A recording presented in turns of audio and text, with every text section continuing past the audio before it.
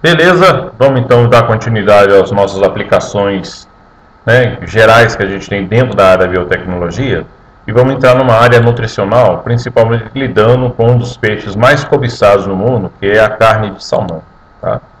Você repara que você tem na foto uma coisa que é bastante muito interessante, né? E por isso que a gente fala que a biotecnologia tem uma possibilidade de aumentar a produtividade dos indivíduos? Tem, porque os dois peixes têm a mesma idade, e o primeiro peixe, o menorzinho de baixo, ele é um peixe com a idade de salmão normal, sem o tratamento, né, sem a interferência do homem. E o segundo é um peixe, um salmão, com a mesma idade do de baixo, só que com a interferência, né, de hormônios especiais que o homem vai introduzindo nele, né? Ele tem uma interferência, né, através da biotecnologia para que ele aumente de tamanho e, consequentemente, aumente a sua produtividade. Tá? Que é o sonho das pessoas aí que mexem com pescados, né? O salmão transgênico, por sua vez, leva metade do tempo e para dobrar de tamanho. E além de outra coisa, ele acelera. Não pensa assim que um bicho de baixo tem 5 anos, de cima tem 5 anos. Não. Tem 5 anos, outro pode ter 2 anos e meio, 3, e já é uma jamanta, né? Gigantesca em relação a ele. Então ele acelera essa produtividade. Aí vem o efeito da importância desse peixe, né? Porque ele é muito cobiçado na culinária. Está aí, ó, dentro do texto apresentado abaixo.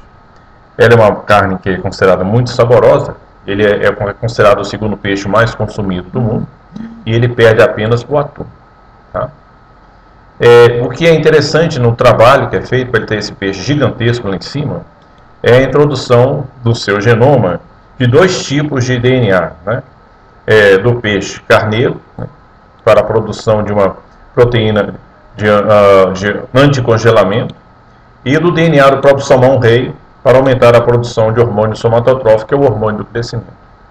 Então repare que esse bicho fica mais resistente em áreas que estão mais frias e, consequentemente, como ele tem hormônios, né, de DNA, né, que são inseridos nele, de espécies, né, que são afins, de grupos de espécies diferentes, né, de salmão, mas ele pega o salmão que é o mais, vamos dizer assim, o mais corpulento deles e transfere para os salmões menores e faz com que a partir dessa linhagem, né, produzida artificialmente por transferência de DNA, né, faz com que ele tenha. Repare que aí ele entrou, por que ele é chamado transgênico? Se ele manchou com DNA de um salmão para outro. Não, mas repare que tem um tal de peixe carneiro aí que não tem nada a ver com a espécie de salmão.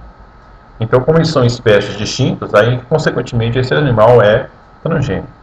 Isso foi alvo de crítica de muita gente. Né? Tanto é que tem uma charge que mostra aí, né, falando a respeito da velocidade de crescimento desse bicho, que é praticamente um peixe Frankenstein. Né? Então o cara lá, ó, está vivo, mestre, mas é seguro que as pessoas comerem? E falam, bom filho, ó, mete bronca nisso aí, coloca no mercado e vamos descobrir daqui a 5, 10 anos. É a força de um din-din fácil, né? Sem medir as consequências se de fato, né, a situação dos peixes que são alterados geneticamente são benéficos ou não para a espécie humana. Então isso aí, o mercado faz uma pressão, principalmente quando existe muito interesse econômico nisso, e detona a situação mais tarde, depois eles tentam corrigir. Mas aí, desculpa a expressão, a cagada já está feita, a pessoa não está nem aí. Né? A vantagem da técnica, né, quando você utiliza esse recurso, é que torna o produto mais barato, já que salmão é uma carne nobre, né, é extremamente caro, não é acessível para todos, o pessoal quer vendê-los num custo mais baixo, né, mas que tenha uma rentabilidade maior de consumo. Torna, portanto, um peixe mais resistente, né, principalmente a patógenos e parasitas, né, pelo efeito dele.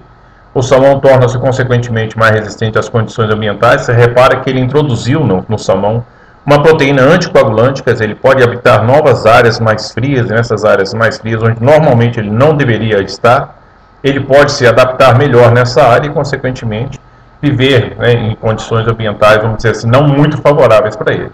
Mas o pessoal esquece que também quando ele entra em outro espaço que não é dele, ele vai gerar competições que são paralelas nessa situação e, consequentemente, vai gerar um desequilíbrio na área. Né? Quer dizer, isso aí é outro estudo que o pessoal não está lá no mar para saber o que está acontecendo com a introdução desse peixe, dessa nova espécie em outra área. É isso que tem que ter objetos de estudos mais dirigidos, mais profundos, para acontecer esse controle legal. E o seu crescimento também torna-se muito rápido, ele é máximo semelhante ao salmão do Atlântico, que é o salmão-rei, né, dentro do efeito. Então repare que tem vantagens, tem, mas também tem muita coisa por trás dessa manga aí, né, dessa estratégia, que em vez de otimizar, pode gerar um problemão futuramente. Então as coisas são ainda ligadas a pesquisas sérias, né? Sem acobertar nenhum tipo de interesse mercantil, que é muito difícil falar nisso. É bonitinho falar, né? Mas as pressões, né, financeiras, de mercado de interesse nisso aí são muito grandes, e fica a chamada turminha bafa-bafa, né? Essa é a grande questão que tem que ser sempre discutida, sempre fiscalizada e pesquisada, né, direitinho, para não ter dúvidas em relação ao que está sendo tratado. A ideia é boa, mas merece estudo. Daqui a pouquinho a gente volta para dar continuidade a este assunto.